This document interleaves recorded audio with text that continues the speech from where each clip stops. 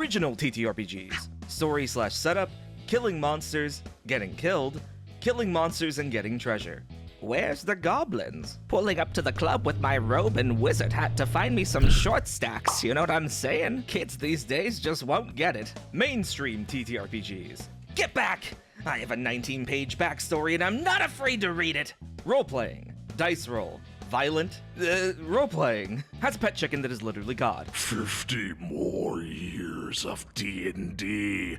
50 more years. OSR TTRPGs. Welcome to Iron Falcon. No backstories until level 5, please. 35 books of graphs and charts. I personally only have 34 books of graphs and charts. Thank you very much. And all of them are completely useful, and I'm gonna use every single one of them. Shut up.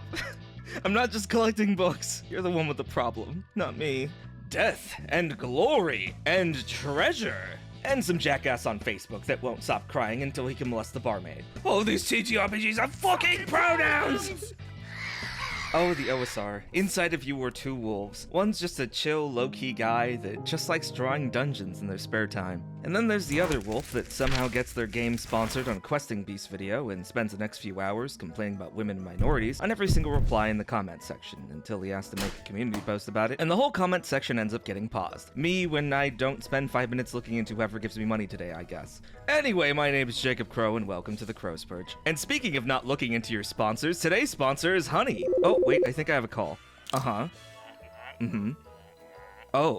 Oh no. You know what? On second thought and for no particular reason, today's sponsor is not Honey. Who needs sponsors anyway, huh? Especially when you have RPG horror stories, of which I have many. And so without further ado, let's gather up a murder and dive into our first story.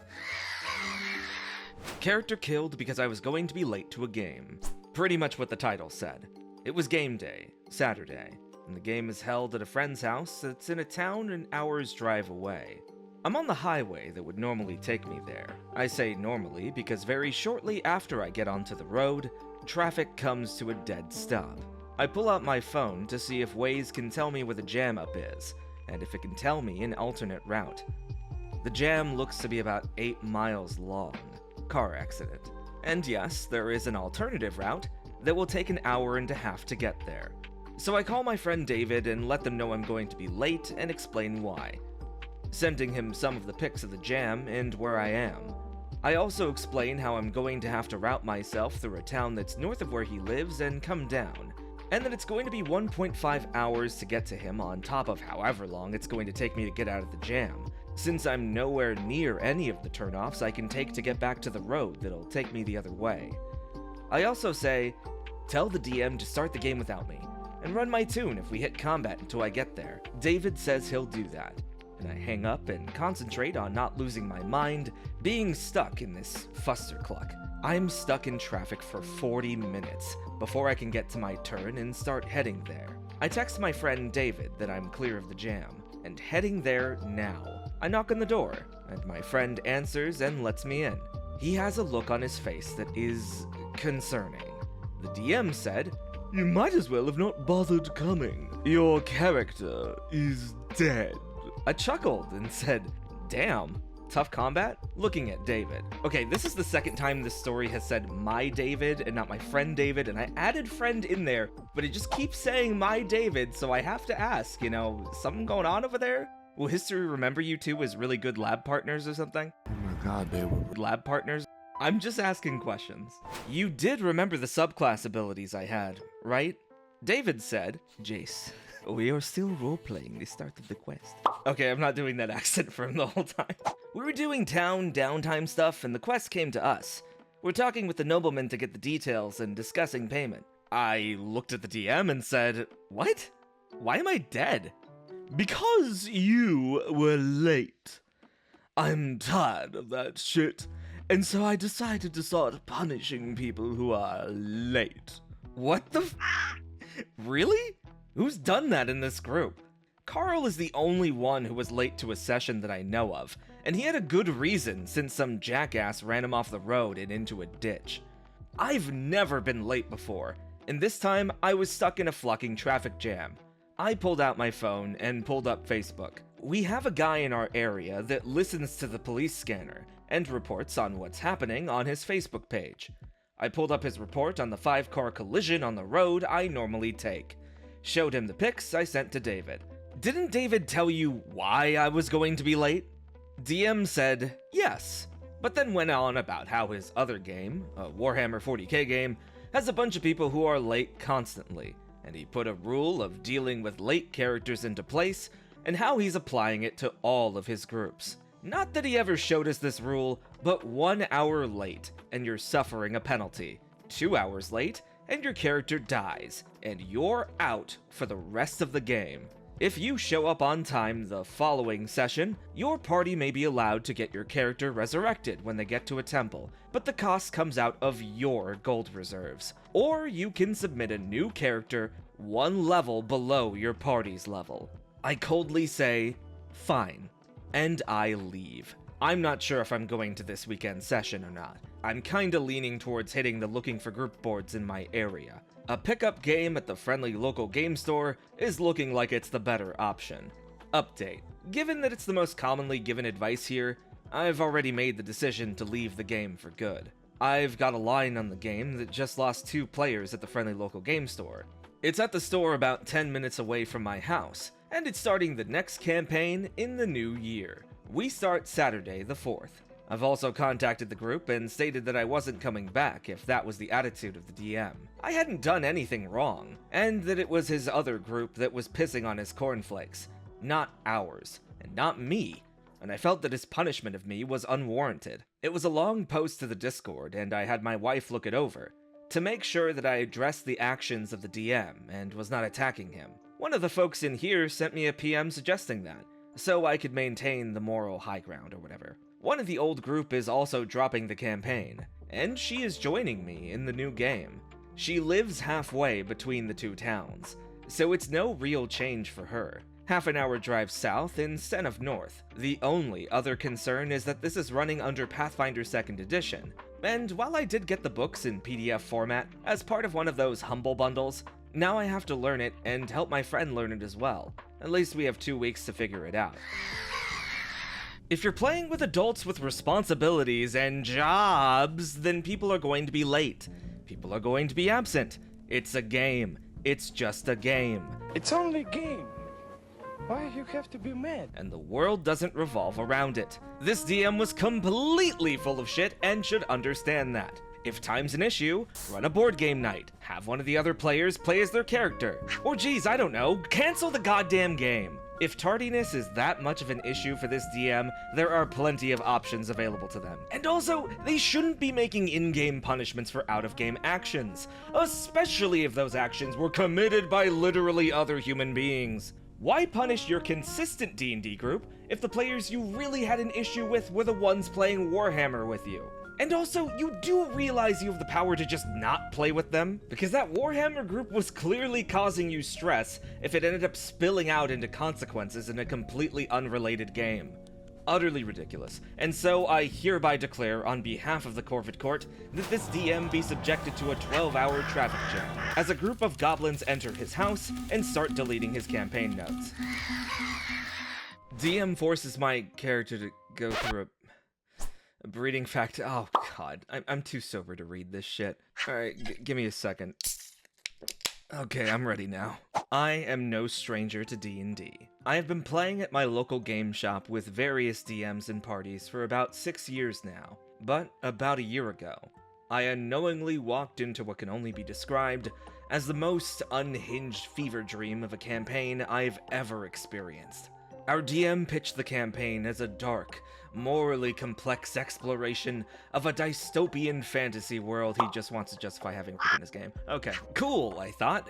Something gritty, something Game of Thronesy, and hopefully the books and not the show, right? While Danny kind of forgot about the Iron Fleet and Euron's forces, I rolled up a half-elf rogue, and session 1 hit the ground running.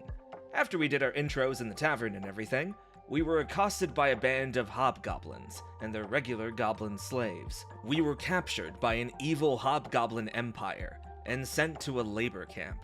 During the second session, my character, Lyria, I'm a woman in real life and was in the campaign as well, was pulled aside by the guards for special processing.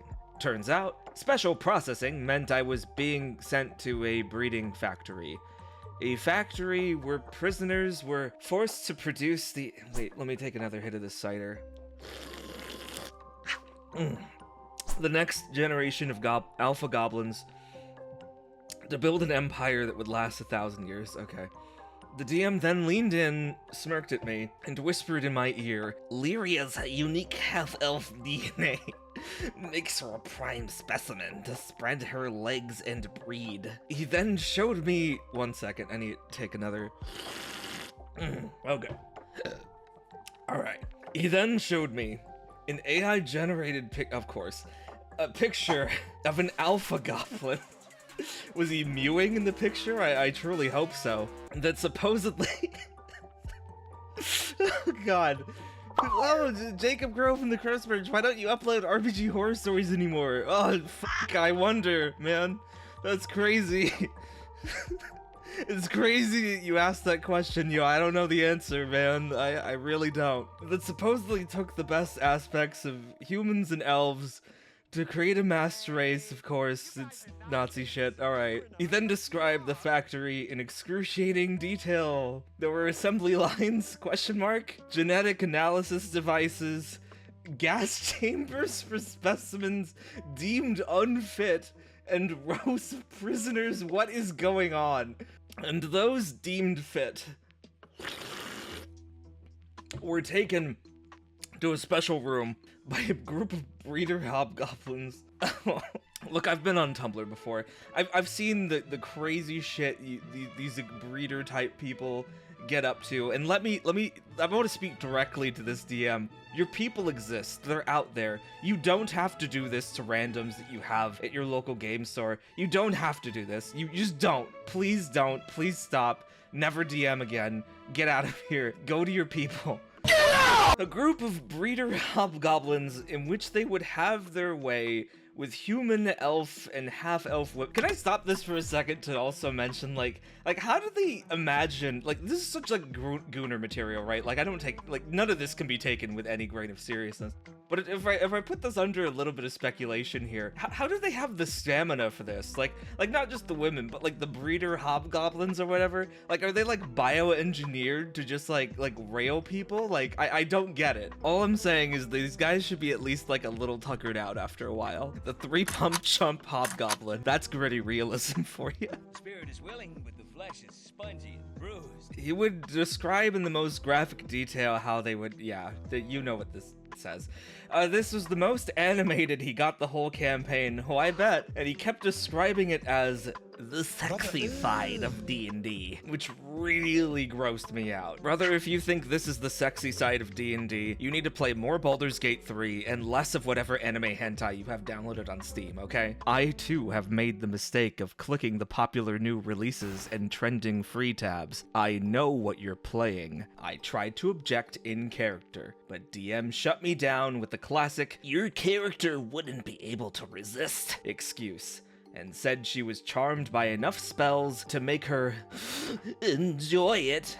So she's basically just a sack of holes for the goblins to use. And then he had the audacity to pull out a chart labeled... Okay, I gotta take another... Breeding success percentages. And had me roll dice to determine my fertility. A nat 1 meant I died instantly from the gang bang. And nat 20 means I became their breeding mare for their empire. He then said, as long as you don't roll a nat 1, you can still go on quests while pregnant. I then got up and noped out of the session. The barbarian player followed me, muttering something about needing ear bleach, while the DM kept yelling about how all this is crucial to the story, and that you can come back for revenge if you want. I'm not afraid to kill off some hobgoblin breeders. And it's a dark world. What did you expect? But no. Maybe for some people, but not me. I just hope anyone who jumps into that shit show knows what they are getting into.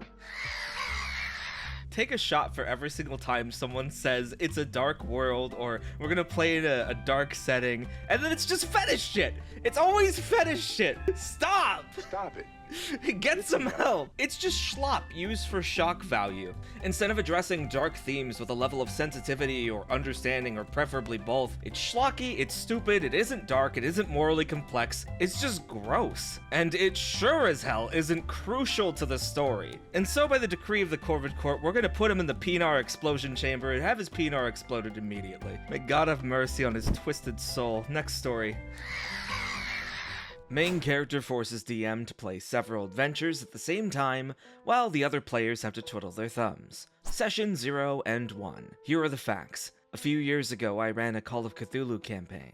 My fellow players took on the roles of a psychiatrist and a private detective. My optimal group size is 2 to 4 players, and at the request of my 2 players, I set out to find a third member for our group. I placed an ad on a German tabletop gaming site, and soon received a reply from Mike, the main character of this story. Since we didn't know each other yet, we decided to meet for a coffee to check out the vibe. I liked Mike right away. He was open and enthusiastic, and an experienced role player. Since I had repeatedly had to deal with problem players in the past, I made it clear that I see TTRPGs as a team effort, and that it is important to me and the other players that players and DM work together and everyone has fun. Mike agreed, and in turn, told a horror story from one of his past games. So everything was fine, right? We had a session 0 in which we discussed our expectations and no-goes. The only thing relevant to this story is that we reiterated that we are all in this together, respect each other's time, and play with each other instead of against each other. Everyone agreed. Mike rolled a fortune teller who, through deception and sleight of hand, pretended to have real magical abilities. It was clear that Mike had put a lot of work into this character, and was looking forward to sending her on an adventure. Context: Mike is male, but plays a female character. To avoid confusion, I will refer to him as he in this story. Here's where it gets crazy. At the beginning of the campaign, all player characters received a letter from an archaeologist who was considered an eccentric outsider in his field. Each PC was acquainted with him in one way or another. In his letter, he wrote of a major discovery that he, for the time being, only wanted to share with people he trusted. He invited the PCs to his current location, a small town in southern Germany, where he and his 4th associate, an old pastor, would be waiting for them. The PCs arrived in town by train, and the psychiatrist and the detective got to know each other right away. This is where I may have messed up. The PCs knew about each other, but had no other connection to each other.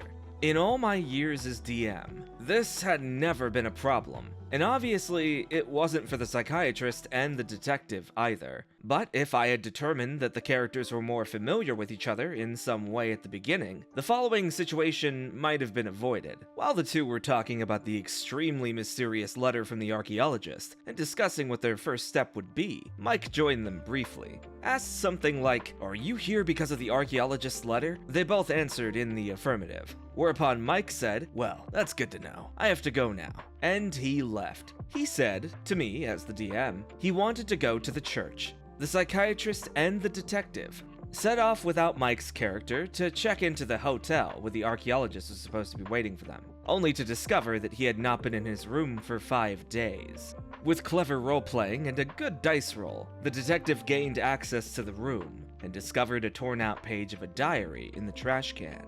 Here, the PCs read that he had purchased a copy of an occult book, which is why they were hunting him, and had already murdered his friend, the old pastor. More clues were suspected in the pastor's apartment. Meanwhile, Mike arrived at the church office, where he met the new pastor. Mike, not knowing that he had the wrong guy in front of him, tried to find out the whereabouts of the archaeologist. When he finally learned that the old pastor was dead, he said goodbye and started his shopping tour. The first thing he asked me was whether there was a photographer in town.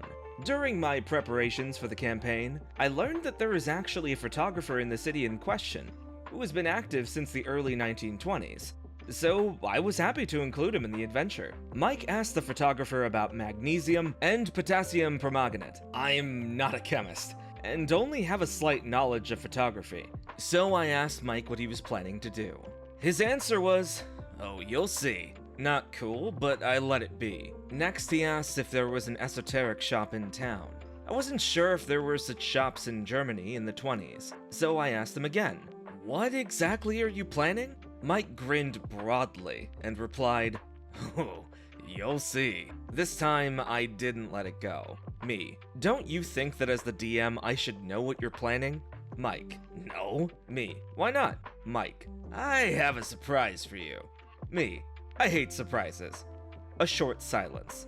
Me, "Listen, I'm the DM. I'm not playing against you, I'm playing with you. We're all on the same team. And if you tell me what you're planning ahead of time, I can do a better job of preparing, which in turn will give you a better chance of success. I can't possibly memorize the entire inventory of every single store, and I have no idea what the properties of every single chemical are.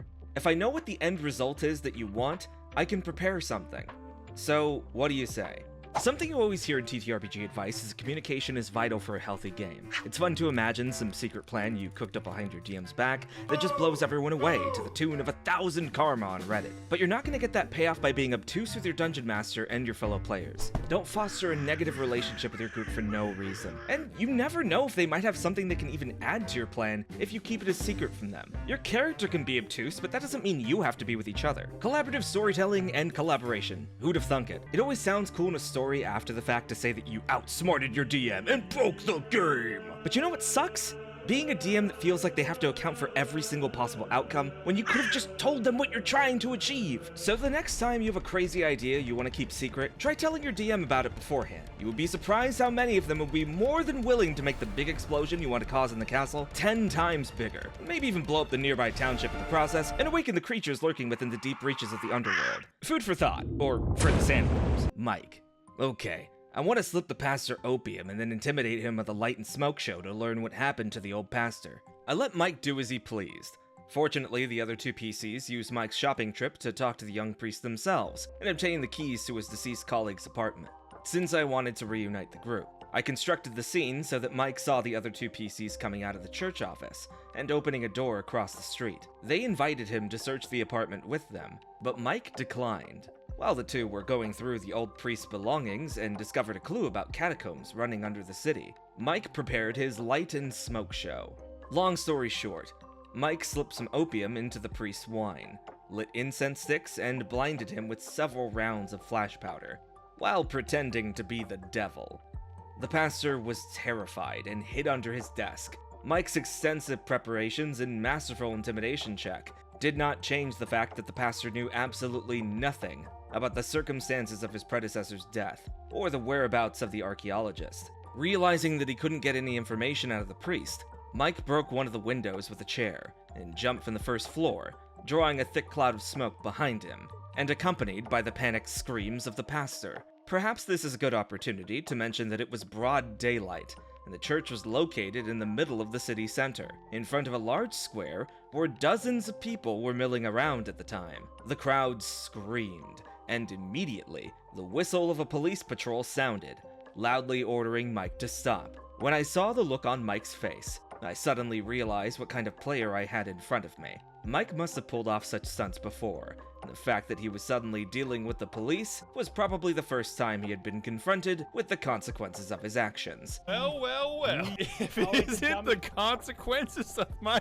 action. At the time, there was a festival in town, and I decided that he had the chance to hide in a group of costumed people. His role was a success, and he got away. Since this was Mike's first adventure with our group, I didn't want to let him rot in jail for the rest of the session, but I hoped that he would take this as a warning shot. It turned out that my expectations would be disappointed. The psychiatrist and the detective had since found a city guide who told them that there was access to the catacombs under one of the local breweries. Most of the tunnels were not open to the public, but a small part was accessible for guided tours. A little unsure of what to do next, Mike wandered through the streets, and I decided that he saw the other two PCs waiting at a bus stop to get to the brewery.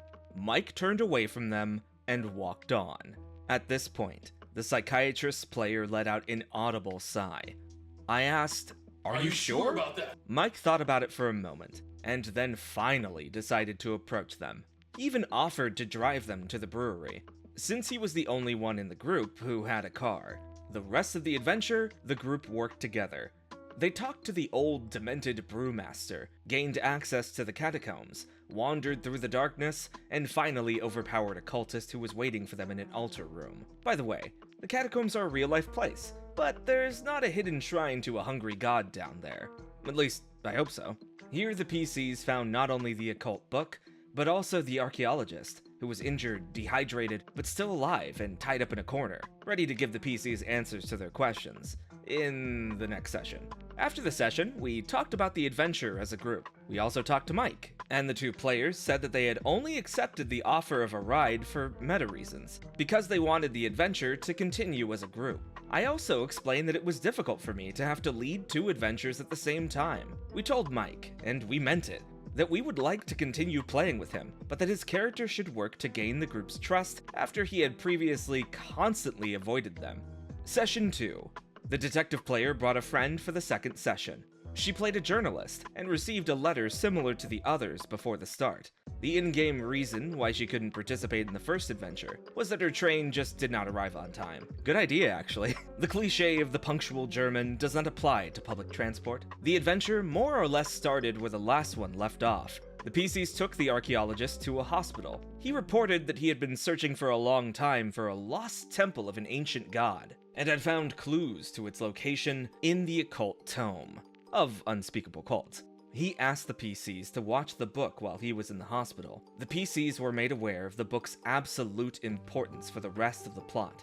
Mike immediately tried to convince the group to let him watch the book. Since the group had absolutely no reason to trust Mike's character, they declined. Mike tried a persuasion roll on the psychiatrist, but I immediately forbade it, so Mike conceded. For now, the group went to the hotel, where everyone had their own room, prepaid by the archaeologist. The PCs went to bed, but Mike's character stayed up late. Long after midnight, he left his room and crept to the psychiatrist's door. He picked the lock with a lockpick, rummaged through her stuff, took the book, and disappeared again. I made Mike roll the dice with every damn step. When he picked the lock, when he crept through the room, when he rummaged through the suitcase, and when he left the room again. Mike made every roll. He went in and out like a shadow. The psychiatrist player sat there with an annoyed expression on her face the whole time. She started to ask why, but then stayed in character and held back the question. The journalist player was visibly confused. Then, instead of going back to his room, he left the hotel and went off in the middle of the night to look for another one. He found a cheap motel, checked in, and hid the book behind a radiator. Only then did he go to bed. The next morning, the PCs, minus Mike, sat at the breakfast table, explained the events so far to the journalist, and planned their next move. Of course, they quickly realized that both Mike and the book had disappeared, although the players knew what had happened. The PC suspected that Mike had been kidnapped along with the book, just as the archaeologist had been. They began to discuss how they could free him. I wondered briefly how far the group would go to track down Mike and prepared to rescue him from the clutches of a dangerous cult. I was sure that at least one of the players would see this through to the bitter end. I, however, had had enough. The session had only lasted 20 minutes and I was already forced to improvise a second bullshit adventure because Mike had planned another solo trip. There was no way I was going to let the PCs go on a mini adventure when their players actually knew it was going to be a wild goose chase. So I asked Mike, now in a decidedly sterner tone than in the last session, "Why are you doing this after all the conversations we've had before?" He tried to play dumb at first, but I kept badgering him until he finally uttered the wonderful sentence, "That's what my character would do." I said, "Great, there's a super easy solution for that." Mike, "What's that?" Me, "Can't you just play a character who acts less like a selfish asshole and is interested in working with the rest of the group?" Mike, "Well, I guess so." Me, "Great, we don't even have to change your character sheet for that. So, let's go." Mike's character went to the hotel, where he arrived at the breakfast table just in time, and told the characters a wild story of cultists who had entered the hotel at night and had stolen the book. He had chased them down, killed them, and brought the book back safely. I let him have it. The rest of the adventure went by with, almost, no further escapades on Mike's part. But of course he tried to make off with the book one more time, to which I simply responded with a brief no. At the end of the session, when everyone had left and I was home alone again, I thought long and hard about the last two adventures. At this point in my role-playing career, I had reached a point where my tolerance for problem players was very low. I had already had to deal with all sorts of that guyisms. I had a creep at the table who just didn't realize that the female players were disgusted by him rather than charmed by his advances. I had several players who were up for 2 hours late without giving notice. I had players who, even after 3 years, still didn't have their rulebook, and even after all this time, still had to ask how to make a simple attack roll. Apart from in real life violence, I've seen just about every kind of nonsense a DM can endure. As a result, I often planned and ran the campaigns out of a twisted sense of duty, rather than because I really enjoyed it. Every time I picked up the pen to work out an NPC or draw a dungeon, I wanted to puke, because the only thought in my head was what kind of crap that guy would pull this time. And I'd finally had enough. The next day, I discussed the situation with the other players, and we all agreed that Mike's BS was going too far, and there was no coming back. So, I took my phone and sent Mike a voicemail explaining that he was no longer invited to the next session. The reason for this is his constant solo escapades, in which he doesn't seem to give a shit whether the other players are having fun or not. Also, he doesn't seem to be able to get rid of that stupid player versus DM mentality. And that took care of the problem. The journalist fit in wonderfully with the group, and we had a year-long campaign that took the PCs from Germany to Austria, from there to Cairo, to the city without a name, and back to Germany, from where they flew on an airship through a portal to the other world, and punched the BBEG in the face with an umbrella. Dear Mike, which isn't really your name, should you read this? I think you're a great guy. When I had coffee with you, I got really good vibes from you, and you definitely put a lot of heart into creating your characters. That's wonderful, but I hope that in the time that has passed since our game, you've learned that you're not the only player in an RPG session, and that the other people in the game also want a moment in the spotlight, and to enjoy their time at the table. Wherever you are now, I hope you have found a group where you can have fun, and bring just as much fun to your fellow players. God, this was like bathing in cool water compared to the previous story, but let's talk analysis. It seems like Mike has a good understanding of character, but not a great understanding of cooperative gameplay. Like I said previously, most TTRPGs are a game about collaborative storytelling, and the job of the storyteller in a game like Call of Cthulhu is to help facilitate that story, but they can't facilitate it if the storyteller doesn't know what the hell you want. And that goes to the players too. Tell the other players what you want to do so you can facilitate an antagonistic relationship with each other's characters. Help them feel in on it, make them feel a part of it. It's collaborative, that's what we're talking about here. Back and forth, give and take, show what you want your character to do, and make compromises. Give room for say by other members of the party, and be willing to accept that not everything is going to go your way. And so, by the decree of the Corvid Court, I hereby sentence Mike to a complete playthrough of Chained Together, forcing him to have to work with a party in order to win the game. This is by far my most generous punishment, so let it be known that I am a merciful Corvid. But that's where we're going to end today's stories. And if you like these stories and would like to submit your own, feel free to follow the link in my description to join the Crow's Perch Discord, where you can share your tabletop tales with myself and hundreds of birds I've taken under my wing. But anyway, be sure to like, comment, and subscribe to the channel or my Patreon, and I'll see you next time, as the crow flies.